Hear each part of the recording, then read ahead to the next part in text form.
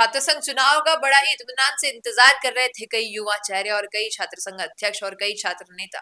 लेकिन एक खबर है, आप लोगों के लिए खुश की खबर है या दुख खबर है, ये आपको ही पता है। लेकिन हाँ, छात्र संघ चुनाव नहीं होंगे। समीर जैन ने आदेश जारी कर दी है। जी हाँ, जस्टिस समीर जैन ने कह दिया है कि नेशनल एजुकेशन पॉलिसी में और किसी भी प्रकार के लॉ में ये नहीं लिखा है कि छात्रों का हक है छात्र संघ चुनाव करवाना। और लिंगदो कमेटी के तहत जो कहता है कि 8 हफ्ते में चुनाव होने चाहिए थे, वो भी अब समय निकल चुका है, तो चुनाव तो नहीं होंगे, जाहिर सी बात है।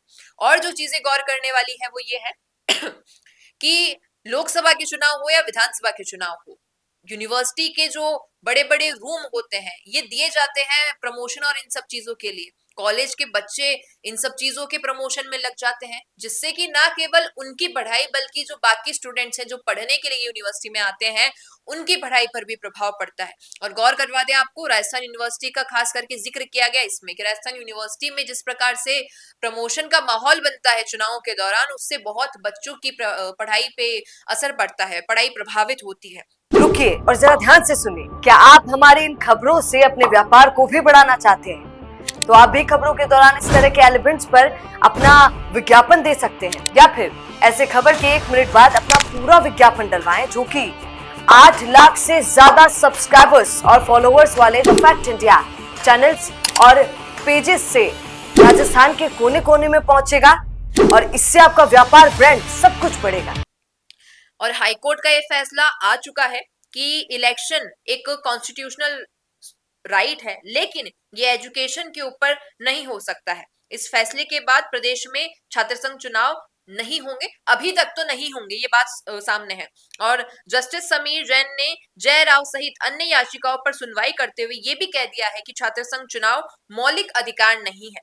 सरकार ने कोर्ट को बताया कि एनईपी यानी नेशनल एजुकेशन पॉलिसी लागू होने के कारण अभी चुनाव करवाना संभव नहीं है।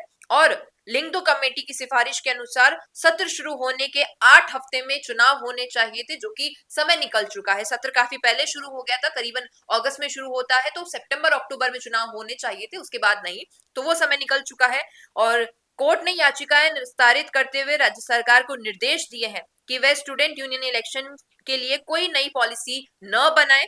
साथ ही इलेक्शन कमीशन को निर्देश दिए हैं कि प्रदेश कॉलेजों में लोकसभा और असेंबली इलेक्शंस में जुड़ा कोई चुनावी काम न करवाया जाए। और तो और गौर करके, जैसा भी मैंने आपको बताया कि राजस्थान यूनिवर्सिटी का जिक्र भी किया है कि भाई इलेक्शंस के दौरान या प्रमोशन होते हैं और रूम दिए जाते हैं रेंट पर जो यूनिवर्सिटी है उसके, जिससे कि पढ़ाई प्रभावित होती है।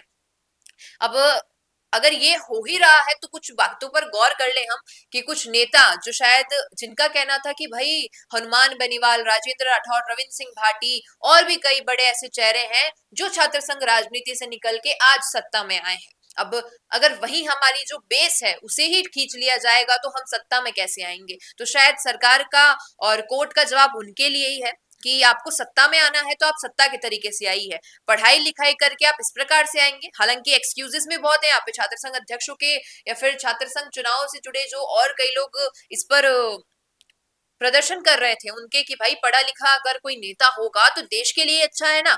लेकिन वो ये नहीं समझ पा रहे हैं कि चुनाव के कारण बाकी पढ़ाई भी तो प्रभावित हो रही है। अब हनुमान बेनीवाल, राजेंद्र राठौड़, रविंद्र सिंह भाटी का शायद दौर अलग था थोड़ा, जब निकल के आए वो छात्र राजनीति से, और आज जिस प्रकार का काम वो सत्ता में कर रहे हैं वो काबिले तारीफ है। अब वैसे ही और नेता अगर सरकार को चाहिए तो कोई और प्रोसेस अपनाया जाए, किसी के एजुकेशन पे इसका प्रभाव नहीं पड़ना चाहिए। इन चीजों को मद्देनजर रखते हुए शायद ये निर्देश जारी किए गए हैं। पूछना चाहूंगी आपसे, आपको क्या लगता है कि छात्र संघ चुनाव पर जो ये रोक लगी है और जो अब निर्देश भी आ चुके हैं कि फिलहाल तो नहीं होंगे भाई, इस पर आप क्या सोचते हैं बताइएगा कमेंट में। पसंद आया हुआ वीडियो तो इसे लाइक करना, शेयर करना और हमारे चैनल द फैक्ट इंडिया को सब्सक्राइब करना न भूलना। धन्यवाद। बिजनेस अच्छा हो सकता है, लेकिन अगर नाम नहीं दिखा तो पहचान कैसे बनेगी?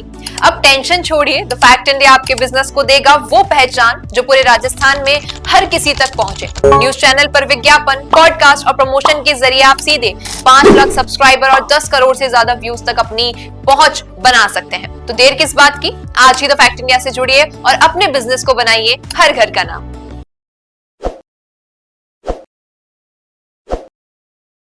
ताज़ा खबरों के लिए विजिट करें द फैक्ट इंडिया